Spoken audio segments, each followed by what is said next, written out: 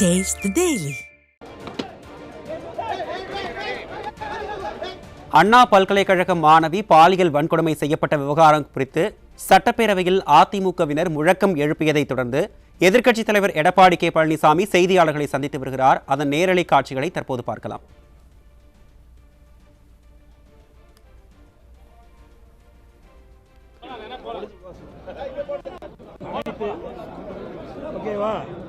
அனைத்து ஊடக நண்பர்களுக்கும் பத்திரிகை நண்பர்களுக்கும் காலை வணக்கம். அனைத்து ஊடக நண்பர்களுக்கும் பத்திரிகை நண்பர்களுக்கும் இனிய புத்தாண்டு நல்வாழ்த்துக்கள், பொங்கல் நல்வாழ்த்துக்கள். திராவிட முன்னேற்ற கழக அரசு பொறுப்பேற்று 5வது முறையாக மேலதிக ஆளுநர் உரையை இன்றைக்கு சட்டமன்றத்திலே ஆளுநர் அவர்களால் உரையாற்றுகின்ற இந்த நேரத்தில் அவர் உரையாற்ற முடியாமல் வெளியேறிய பிறகு சபாநாயகர் உரையாற்றுகின்றார். நம்முடைய வரலாற்றிலேயே சபாநாயகர் உரையாற்றுவது முதல் முறை. இது மேதக ஆளுநர் உரை அல்ல, சபாநாயகர் உரையாகத்தான் பார்க்கப்படுகிறது. எனவே அரசு தயாரித்து கொடுக்கின்ற அந்த உரையை மேதக ஆளுநர் அவர்கள் ஒவ்வொரு ஆண்டும் ஆண்டு தொடக்கத்தில் சட்டமன்ற பேரவையில் வாசிப்பார். இன்றைக்கு ஆட்சி பொறுப்பேற்று கடந்த 4 ஆண்டுகளாக இந்த அரசு மேதக ஆளுநரில் என்ன இடம்பெற்றதோ அதையே தான் தொடர்ந்து வெளியிட்டுக் கொண்டிருக்கிறார்கள். அரைத்து மாவை தான் அரைச்சிட்டு இருக்கிறார்கள். இந்த ஆளுநர் உரையில் புதிய எந்த ஒரு பெருந்திட்டமும் அறிவிக்கப்படவில்லை.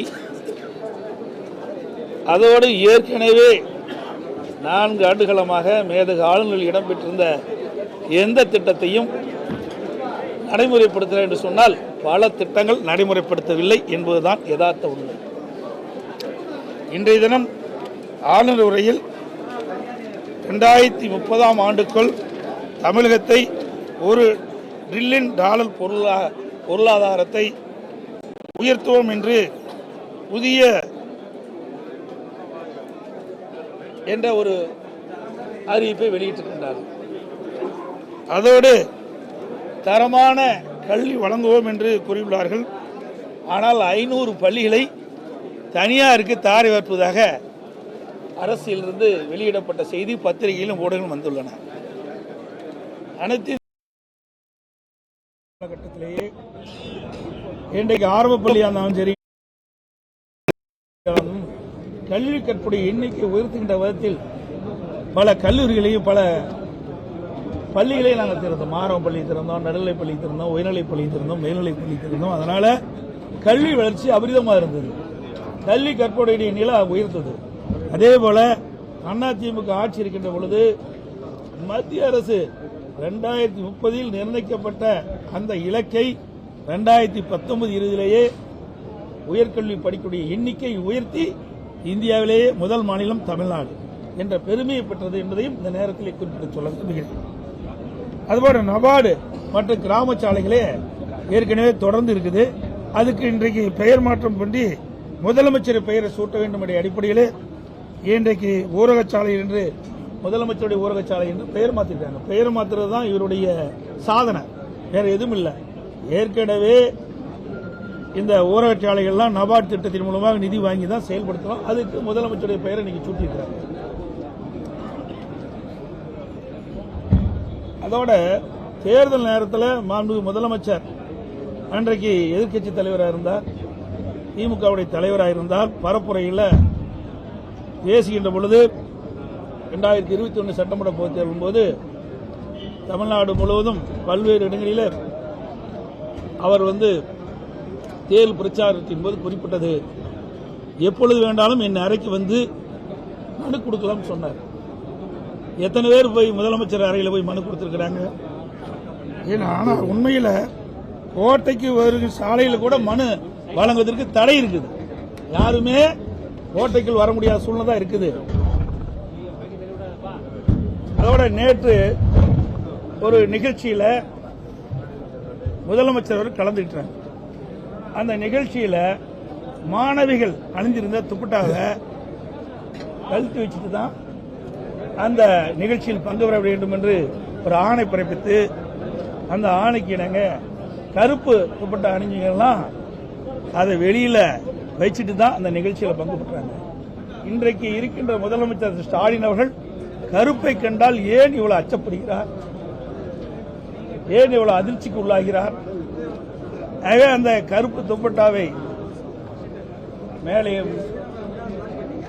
அணிந்து வந்தால் அந்த மாணவி எடுத்து கருப்பு கொடியாக பயன்படுத்த அச்சம் ஏதோ இருப்பதை போல்தான் கருத வேண்டிய ஒரு சூழ்நிலை இருக்கிறது.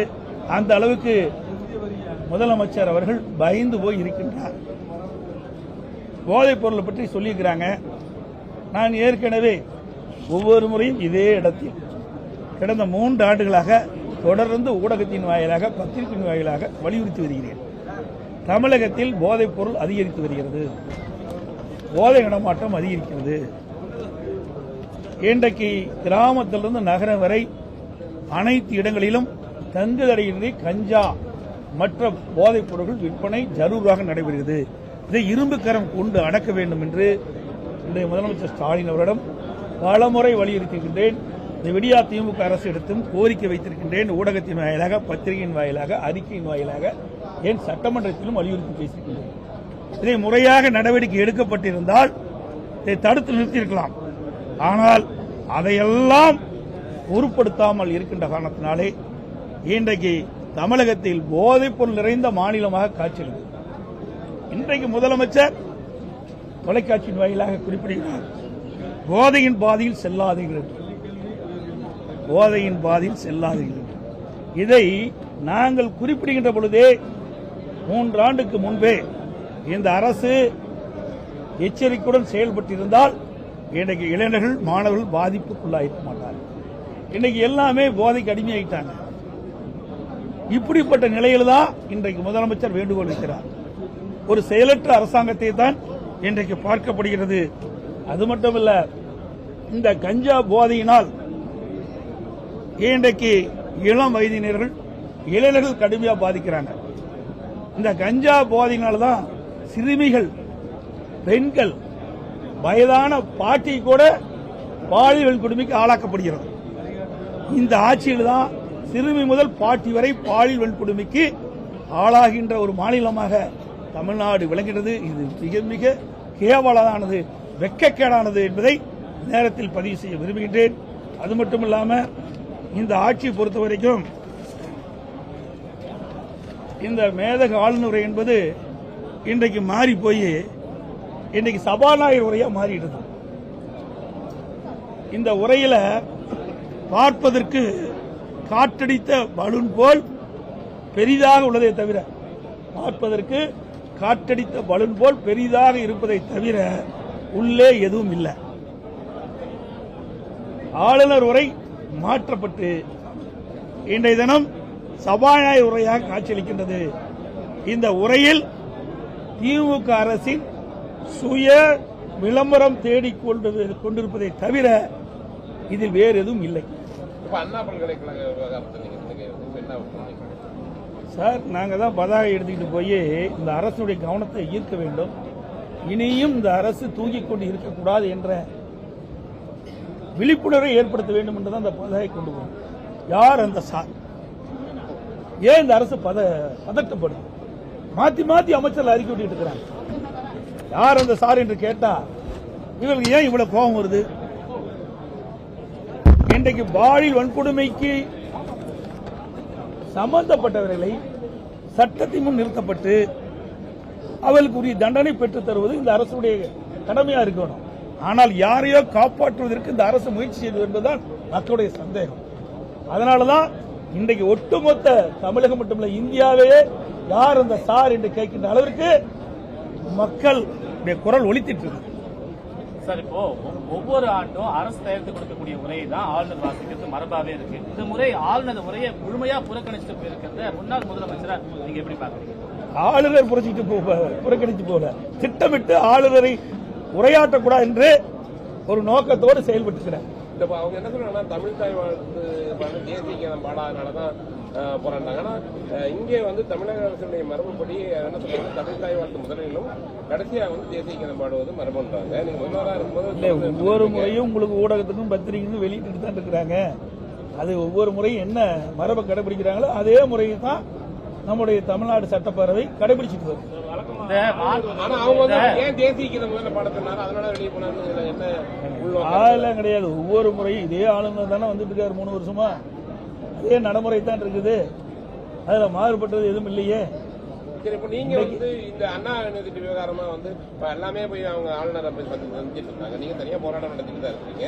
இப்ப ஆளுநர் கிட்ட மேல வந்து என்ன, அதாவது நான் ஏற்கனவே 2-3 முறை இந்த திராவிட முன்னேற்ற கழக அரசின் அவலங்களை ஆதாரத்தோடு மேதக ஆளுநரிடம் சமர்ப்பிச்சோம். அதுக்கு எந்த நடவடிக்கை அதனால சட்டப்பூர்வமா நடவடிக்கை எடுக்க வேண்டும் என்ற அடிப்படையில் தான் அனைத்து இந்திய அண்ணா, நீங்க எல்லா பத்திரிகை ஊடக நம்பர்லயும் ஒரு தவறான செய்தி வெளியிட்டிருக்கிறீங்க. ஒரு சில ஊடகத்தை இது தானாக நீதிமன்றம் வந்து இந்த அண்ணா பல்கலைக்கழக மாணவி வழக்கை எடுக்கல. அனைத்து இந்திய அண்ணா திராவிட முன்னேற்ற கழகத்துடைய பெண் வழக்கறிஞர் திருமதி வரலட்சுமி என்பவர், வரலட்சுமி என்பவர்கள் இன்றைக்கு ஒரு ரிட் மனு தாக்கல் செஞ்சு அதன் மூலமாகத்தான் நீதிமன்றத்தில் விசாரணை வந்து அதன் அடிப்படையில் தான் தீர்ப்பு வழங்கப்பட்டு இன்றைக்கு 3 IPS பெண் அதிகாரி நியமிக்கப்பட்டு இந்த விசாரணை நடந்துகிட்டு இருக்குது. ஆக அனைத்து இந்திய அண்ணா திராவிட முன்னேற்ற கழகத்தின் சார்பாக தொடுக்கப்பட்ட வழக்கின் அடிப்படையில் தான் இந்த விசாரணை நடந்துகிட்டு இருக்குது. உண்மையாக நேர்மையாக பாதிக்கப்பட்ட மாணவிக்கு நீதி கிடைக்க வேண்டும் என்ற அடிப்படையில் தான் நாங்கள் வழக்கு தொடர்ந்தோம். ஏன்னா இந்த அரசாங்கத்தை நம்பி பிரயோஜனம் இல்லை. ஏற்கனவே அண்ணா நகர்ல 10 வயது சிறுமி பாலியல் வன்கொடுமைக்கு ஆளாக்கப்பட்டு அண்ணா நகர் அனைத்து மகளிர் காவல் நிலையத்தில் புகார் கொடுத்து நடக்கல. அதுக்கு பிறகு கோயம்பேடு நினைக்கிறேன், கோயம்பேடு காவல் அனைத்து மகளிர் காவல் நிலையத்தில் அந்த புகார் அங்க வந்து மாற்றி அமைக்கப்படுகிறது. அந்த அண்ணா நகர் காவல் நிலையத்திலிருந்து அனைத்து மகளிர் காவல் நிலையத்திலிருந்து அந்த வழக்கை மாற்றி கோயம்பேடு அனைத்து மகளிர் காவல் நிலையத்தில் மாற்றுறாங்க. அப்பவும் அங்க நடக்கல. இதையெல்லாம் நீதியரசருடைய கவனத்துக்கு வந்தவுடன் நீதியரசர் தானாக முன் வந்து அந்த வழக்கை எடுத்து விசாரித்து அந்த மாணவிக்கு நீதி கிடைக்க வேண்டும் என்ற அடிப்படையில் சிபிஐ விசாரிக்க வேண்டும் இந்த வழக்கை என்று உத்தரவு தீர்ப்பு கொடுத்த பிறகு இந்த திராவிட முன்னேற்ற கழக அரசு, இது ஸ்டாலின் மாடல் அரசாங்கம் இதை எதிர்த்து உச்சநீதிமன்றத்தில் மேல்முறையீடு செய்தது.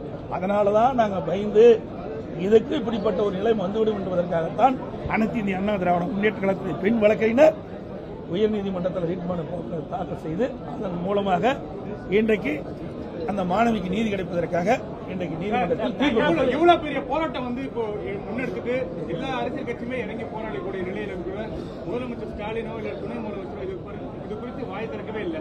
நீங்க அவையில கேளுங்க, ஏன் அதை கேட்க மாட்டீங்க? அந்த கேள்வி அங்க கேளுங்க. இப்போ நாடே பதறி போயிருக்குது. இன்றைக்கு பெண் குழந்தையை பெற்றெடுத்த ஒவ்வொரு குடும்பத்தை சேர்ந்த பெற்றோர்களும் கொதிப்படைந்திருக்கின்றார்கள். அண்ணா பல்கலைக்கழகம் என்பது ஒரு அடையாளம். இன்னைக்கு தமிழ்நாட்டுடைய பல்கலைக்கழகத்துக்கெல்லாம் ஒரு அடையாளமாக திகழ்வது அண்ணா பல்கலைக்கழகம். இன்னைக்கு புகழ்பெற்ற பல்கலைக்கழகம். இந்த பல்கலைக்கழகத்தை படித்தவர்கள் அறிஞராக இருக்கிறாங்க. இன்றைக்கு இந்த நாட்டுக்கு வழிகாட்டியாக இருக்கக்கூடிய உயர்கல்வி படிக்கக்கூடிய பொறியியல் கல்வி படிக்கக்கூடிய மாணவ மாணவிகள் எல்லாம் ஒரு தரமான கல்வி மூலமாக அண்ணா பல்கலைக்கழகம் அடையாளம் காட்டப்பட்டது. அப்படிப்பட்ட பல்கலைக்கழகத்தில் ஒரு பெண் பாலியல் சீண்டலுக்கு உட்படுத்திட்டான்னு சொன்னா இந்த அரசாங்கம் என்ன செய்ய வேண்டும்? இந்த முதலமைச்சர் உரிய முறையில் நடவடிக்கை எடுக்க வேண்டும். எதையுமே சொல்லல. தப்பு இருக்குது, குற்ற உணர்வு இருக்குது. அதனாலதான் அவர்களால் பேச முடியும். இந்த விவகாரத்தில் அதிமுக அதே நேரத்தில் காங்கிரஸ் அதாவதுங்க, நீங்க அரசுக்கு எதிரியா இல்ல, மாணவிக்கு நியாயம் கிடைக்க வேண்டும் என்ற அடிப்படையில் நாங்கள் போராட்டம் பண்றோம். அரசாங்கம் இந்த வழக்கை தட்டி கழிக்க பார்க்குது, உண்மை குற்றவாளியை காப்பாற்ற பார்க்கின்றது. உண்மை குற்றவாளிகள் வெளிச்சத்துக்கு கொண்டு வர வேண்டும், உண்மை குற்றவாளி தண்டிக்கப்பட வேண்டும். இனி இப்படிப்பட்ட சம்பவம் தமிழகத்திலே நடைபெறக்கூடாது என்ற அடிப்படையில் அதிமுக செயல்பட்டுக் கொண்டிருக்கின்றது. சார், இந்த விவகாரத்தில் சிறப்பு புலனாய்வு குழு விசாரணை போயிட்டு இருக்கு. அந்த நபர் மீது குண்டாஸ் பதியப்பட்டிருக்கு. இந்த வழக்கு விசாரணை செல்லக்கூடிய பாதையை நீங்க எப்படி பாக்குறீங்க? இப்பதான ஆரம்பம் இருக்குது. இந்த ஆரம்பத்திலேயே பல பிரச்சனை இருக்குது. இன்றைக்கு சென்னை மாநகர ஆணையாளர் ஒரு கருத்து சொல்றார். 100லிருந்து எங்களுக்கு ஒரு தகவல் கிடைச்சது. அதன் அடிப்படையில் காவல்துறை அதிகாரிகள் அண்ணா பல்கலைக்கழகத்துக்கு செல்கிறாங்க. அங்கே போக்ஸ் குழுவிலிருந்து ஒரு பேராசிரியரும் அந்த மாணவியும் புகார் கொடுத்தங்கிறாங்க. ஆனால் உயர்கல்வித்துறை அமைச்சர் அப்படி எதுவும் இல்லை, கொடுக்கலைங்கிறார். இப்படிப்பட்ட முரண்பட்ட கருத்து வருகின்ற காரணத்தினால்தான் இதில் பெரிய சந்தேகம் ஏற்படுகிறது.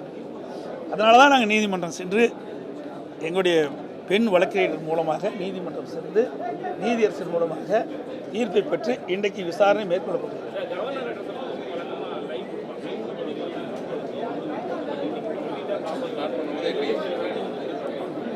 எதிர்கட்சி தலைவரை நீங்க தான் சொல்றீங்க. சட்டமன்றத்தில் எங்க எதிர்கட்சி தலைவர் பேசுறது ஒளிபரப்புறாங்க கிடையாது. என்னடதே எடிட் பண்ணிடுறாங்கல்ல. ஒரு பிரதான எதிர்கட்சி என்ன கேள்வி கேட்கின்றதோ அதை ஒளிபரப்பு பண்ணாதான் அங்க இருக்கிற முதலமைச்சரோ அல்லது பிற அமைச்சரோ பதில் சொன்னா அது மக்களுக்கு புரியும். ஆனா நாங்க கேட்கிற கேள்வியை இருட்டடிப்பு பண்ணிடுறாங்க. ஆனா அவர்கள் சொல்லுகின்ற பதில் மட்டும் வெளியில் வருது. எல்லாத்துக்குமே இருட்டடிப்பு தான். இந்த அரசாங்கமே இருக்குதா இல்லையாங்கிறது தெரியல. இந்த அரசாங்கம் சரியா செயல்படுதா இல்லையா என்று ஊடக நபர்களும் பத்திரிகைகளும் மக்கள் தான் தீர்மானிக்க வேண்டும். சார், இந்த ஆட்சியில தான் போராட்டத்துக்கு நாங்கள் அதிகமாக அனுமதி கொடுத்துருக்கோம் அப்படின்னு சொல்றாங்க. ஆனால் இப்போ வரைக்கும் இந்த போராட்டத்திற்கு அனுமதி கொடுக்காம, இந்த விவகாரத்தில் மட்டும் அனுமதி கொடுக்காம போராட வரமுறை சேர்த்து கைது பண்ணிருக்காங்க, இன்று அதிமுக உட்பட. ஏங்க இப்படி இல்லைங்க, நீங்க தவறான கேள்வி கேட்குறீங்க. ஒவ்வொரு முறையும் போராட்டம் பண்ணுகின்ற பொழுது எப்பொழுதுமே அனுமதி கொடுத்ததே கிடையாது. இன்னும் சொல்ல போனா பொன்மலைச்சம்மல் புரட்சி தலைவர் எம்ஜிஆருடைய பிறந்தநாள் விழா, இதேதையும் புரட்சி தலைவர் அம்மாவுடைய பிறந்த விழா, அந்த பொதுக்கூட்டத்துக்கு கூட இந்த அரசாங்கம் அனுமதி கொடுக்கறது இல்லை. கரூரில் பார்த்தீங்கன்னா ஒவ்வொரு முறையும் நீதிமன்றம் சென்று பர்மிஷன் வாங்கி தான் கூட்டம் நடத்துகிறோம். இப்படிப்பட்ட அவலம் தான் தமிழகத்தில் இருக்குது. ஆனால் அனைத்து இந்திய அண்ணா திராவிட முன்னேற்ற கழக அரசு இருக்கின்ற பொழுது ஆயிரக்கணக்கான போராட்டத்துக்கு நான் அனுமதி கொடுத்தோம். கொஞ்சம் லஞ்சம் இல்லைங்க. எல்லா ஊடகத்தையும் தெரியும், பத்திரிகையும் தெரியும். நாங்கள் கொள்கை விளக்க குறிப்பிலே நாங்கள் தெரிவிச்சிருக்கிறோம். அனைத்து இந்திய அண்ணா திராவிட முன்னேற்ற கழக ஆட்சி இருக்கின்ற பொழுது இது ஒரு ஜனநாயக நாடு. இந்த ஜனநாயக நாட்டில் ஒவ்வொருவருக்கும் ஒரு உரிமை உண்டு. ஜனநாயக முறைப்படி போராட்டம் நடத்துவதற்கு அனைத்து இந்திய அண்ணா திராவிட முன்னேற்ற கழக அரசில் அனுமதி கொடுத்த அரசாங்கம் அதிமுக அரசாங்கம். இந்த அரசாங்கம் அப்படி இல்லை, எதுக்குமே அனுமதி கொடுப்பதில்லை. கூட்டணி கட்சிக்கே அனுமதி கொடுப்பதில்லை. இன்றைக்கு இடது கம்யூனிஸ்ட் மார்க்சிஸ்ட் கம்யூனிஸ்ட் அதனுடைய முன்னாள் தலைவர் கே பாலகிருஷ்ணன் அவர்கள் ஒரு கருத்து சொன்னார். அவருக்கு ஏற்பட்ட அந்த பாதிப்புக்குள்ளான கருத்தை தான் சொல்றார். அது கூட உரிமை கிடையாது. கூட்டணி கட்சியில் இருக்கின்றவர்களுக்கு இப்படிப்பட்ட நிலைமைனா எதிர்கட்சிக்கு எப்படிப்பட்ட நிலைமை என்பதை மக்கள் உணர வேண்டும். அனைத்து ஊடகங்களுக்கும் பத்திரிகைகளுக்கும் வணக்கம், நன்றி.